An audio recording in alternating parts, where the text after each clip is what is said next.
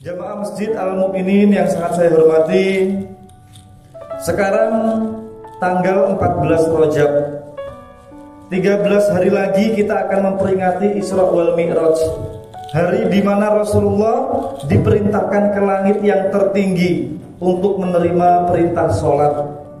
Oleh karena itu, pada Jumat siang ini saya akan menyampaikan khutbah dengan judul Sholat Pembebas Kejahatan.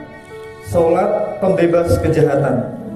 Tetapi kajian sholat pada khutbah ini, jamaah sekalian, difokuskan pada kaitan antara sholat dan kematian.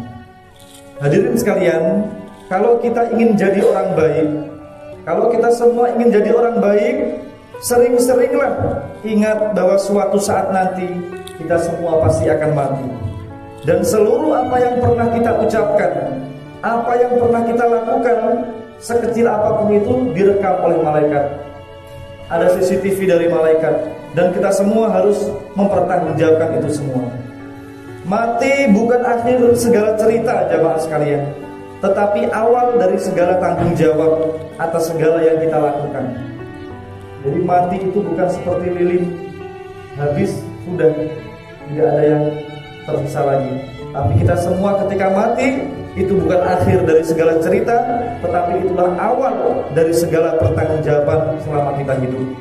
Rasulullah SAW bersabda, An Abi Hurairah radhiyallahu anhu qala Rasulullah SAW, aksiru dzikra hadhihi min ladzat yaknil maut. Perbanyaklah kamu mengingat peristiwa yang memisahkan manusia dari seluruh kenikmatan, yaitu kematian.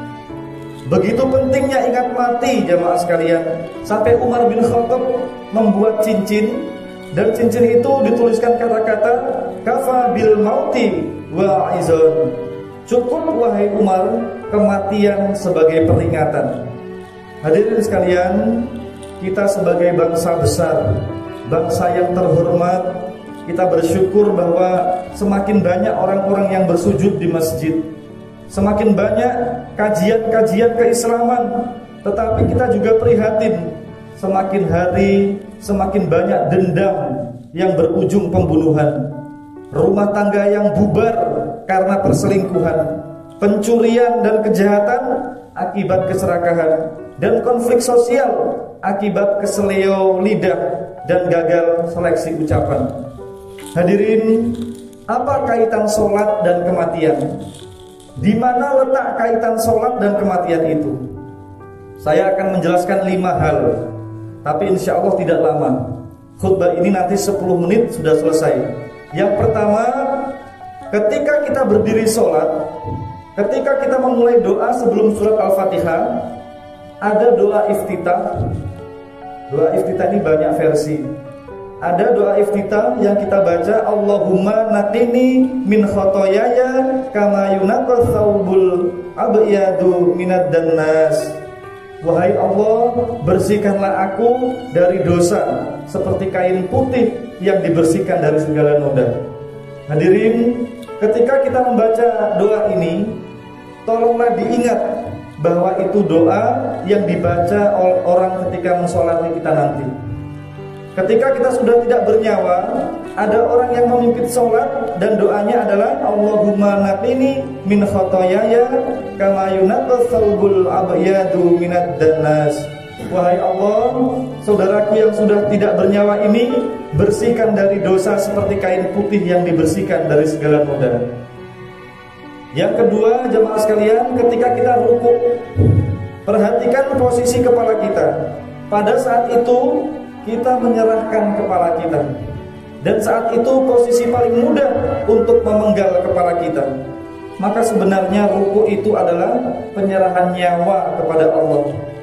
Jadi ketika rukuk kita merenungi, wahai Allah, inilah kepalaku yang saya persembahkan, hidup matiku kuserahkan kepadamu demi ketaatanku kepadamu.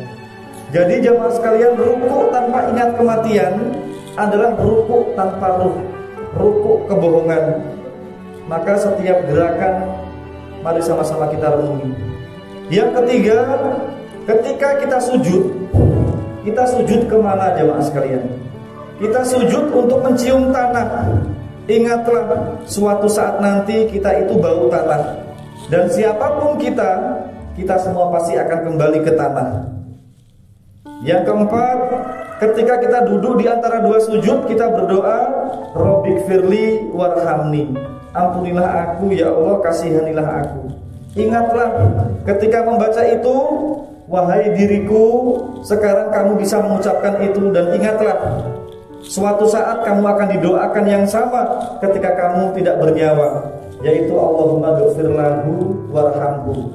Kalau tadi Rabbighfirli warhamni, Allahumma ghfir lahu warhamhu, ampunilah dia, kasihanilah dia.